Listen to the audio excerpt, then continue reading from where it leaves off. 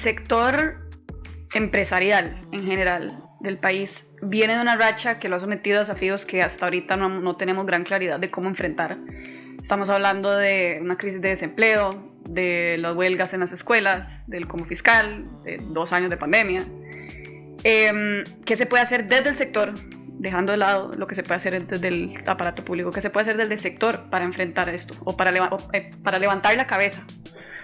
O empezar a levantar la cabeza. A ver, el sector productivo sabe a dónde tiene la piedra en el zapato, sabe a dónde le aprieta el zapato. Entonces tiene primero un rol importantísimo que jugar, y es básicamente el de hacerle ver a quienes están en el poder ejecutivo, a quienes están en los gobiernos locales: miren, yo soy el que estoy acá viendo a ver de qué manera genero puestos de trabajo y de qué manera saco adelante mi emprendimiento, pero ustedes no lo hacen fácil. Ustedes en el gobierno central está pasando esto y esto y esto, ustedes en el gobierno local está pasando esto y esto. O sea, entonces esa es esa, digamos, como primera llamada de atención de a dónde están las áreas que hay que mejorar. Entonces ahí juega un rol muy importante el sector productivo.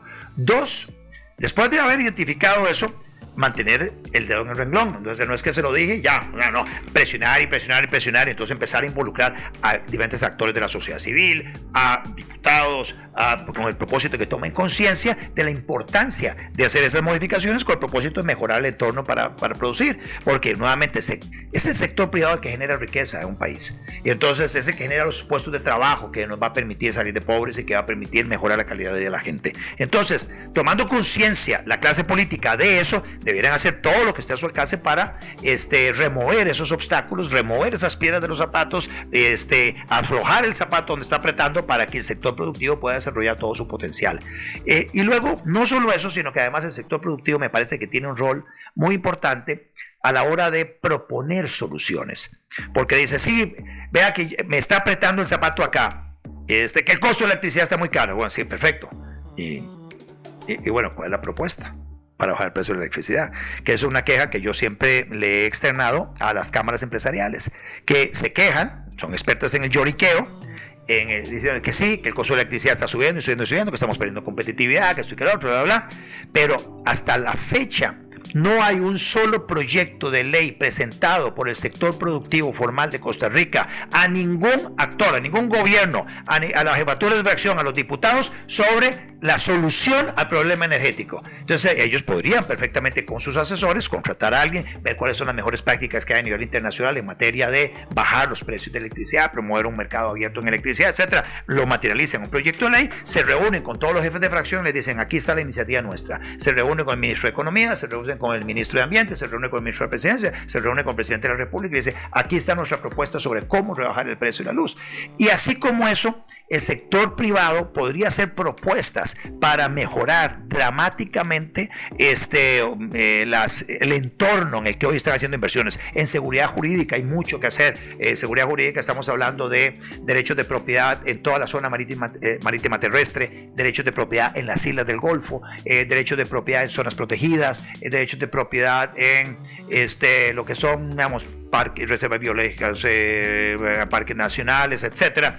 O sea, ahí hay mucho por hacer, y el sector privado podría llegar con iniciativas con el propósito de que se posibiliten inversiones en esas zonas. Entonces hay muchas cosas que podrían salir del sector privado, que lamentablemente no lo hacen. Por ejemplo, en revisión de planos, alguien me comentó una experiencia interesante de Colombia. En revisión de planos, aquí hay una única entidad, está el INBU y está el Colegio Federal de Ingenieros y Arquitectos. Entonces, todo ahí pasa por ahí. En Colombia hay veedores, eso está privatizado. Entonces hay personas que tienen fe pública. Entonces usted está metido en construcción y usted le lleva todos sus planos constructivos a uno de estos veedores, que son los que llegan y dan el visto bueno y todo lo demás, y ellos asumen la responsabilidad. Entonces pero eso ni siquiera la Cámara de Construcción lo ha impulsado. Las cámaras ni siquiera están al día de lo que está pasando en otros países. ¿Cuáles son las mejores prácticas para mejorar la manera en que se hace negocio en el país?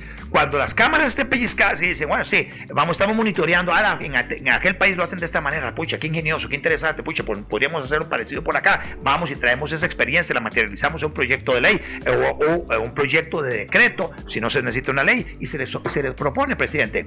Porque, nuevamente, si la gente espera que quien gana las elecciones tenga claro qué es lo que hay que hacer en todas las diferentes áreas donde están las empresas, que compre poltrona, que compre una maquita y que espere por lo menos sentado o acostado. Pues no va a suceder, o sea, no va a venir de allá, o sea, tiene que venir desde el sector privado las propuestas sobre cómo resolver los problemas que están afectando el sector productivo.